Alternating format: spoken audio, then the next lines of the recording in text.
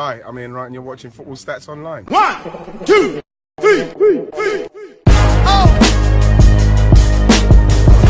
Yes, and welcome back to another episode here on Football Stats Online, aka FSO. Today we are going to be talking about a serious topic around racism. Is football racist? The reason why we're talking about this topic, well, if you've heard, or for those of you who don't watch the Premier League, or maybe not watching the Premier League, a couple of days ago, Raheem Sterling, in the match between Man City and Chelsea, got racially abused by some Chelsea fans, allegedly. They still haven't been convicted yet, but allegedly racially abused by some Chelsea fans. And I guess this thing escalated because Raheem Sterling essentially said this happened because of the way the media portrays him. You know, the media portrays on him and black people, to be honest, in the way that media portray black people as, flashy, disregarding, disrespectful, or maybe just like boastful, not really serious about the work, more into the partying as opposed to the football. And he made a very good point, taking two Man City players, youth players, where the media had two circumstances, but the media had changed the way or the perception of the black player to the white player. The black player just bought £1 million house, but he hasn't played a Premier League football match ever. Just vilifying his spending. Whereas the white player, oh, lovely white guy, buys his mum a house.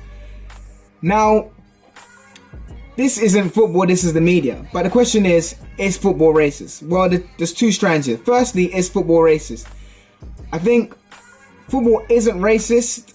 I think the people in football are racist. Or some people in football, some fans in football are racist. FIFA, as you know, are doing their best to stamp out racism, and as they should. Racism should not exist, period.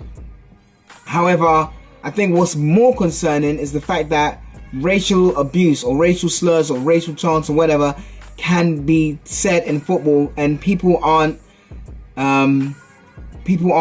shouting, or people aren't like telling people to stop saying that. Yes, fear can obviously stop people from speaking out, but if fans can get away with it, knowing that they can chant or say these things and people around them don't speak up, then it's always going to happen. You can ban certain pockets, but that's how, on average, how many football fans go to football matches? There's tens of thousands of people in football matches, and I can guarantee you there's some racist people there, or a percentage of them who are racist, and people around them are not saying anything. So this is a very, very difficult thing to do in terms of stamping those people out. Now, in terms of football, as I said, yep, FIFA are doing their best to stamp out racists, and I think they should take the maximum penalty in terms of anyone found being racist, complete ban from football, not just in the country, in general. Anywhere they go, they cannot attend football. They can be racist at home, they can do what they want, but where people are impressionable, or where little children are, other ethnic groups are, and just players in sense, no one wants to go to their job being abused. That's just not right. It infringes on every kind of law, and it's unacceptable. Now, the second part is the media. Now, what I found funny about this is when this happened, everyone was like, yeah, this is great, Raheem Sterling has power, he's got a lot of Twitter followers, and yes, it is the media, we don't, but yet, the same people who are saying, well done, Mr. Raheem Sterling, are the same people who are vilifying him, which doesn't make any sense to me.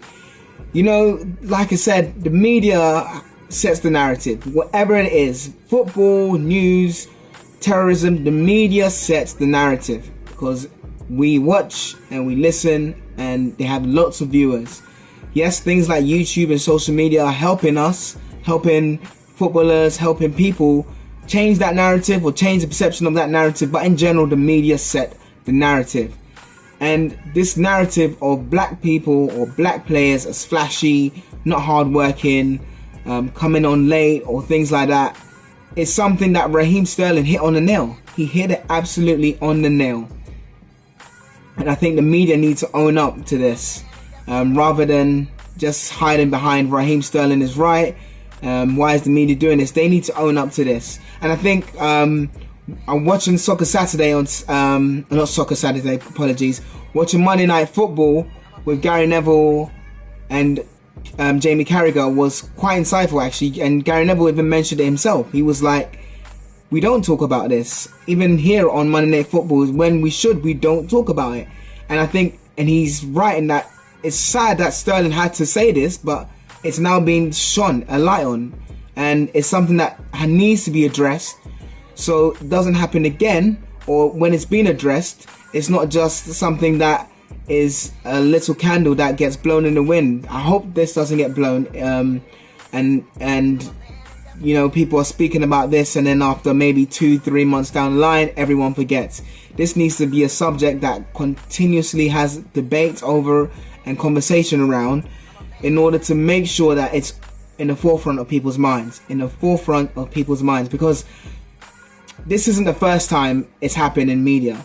It's happened a lot of times, and we're not just saying black players get vilified.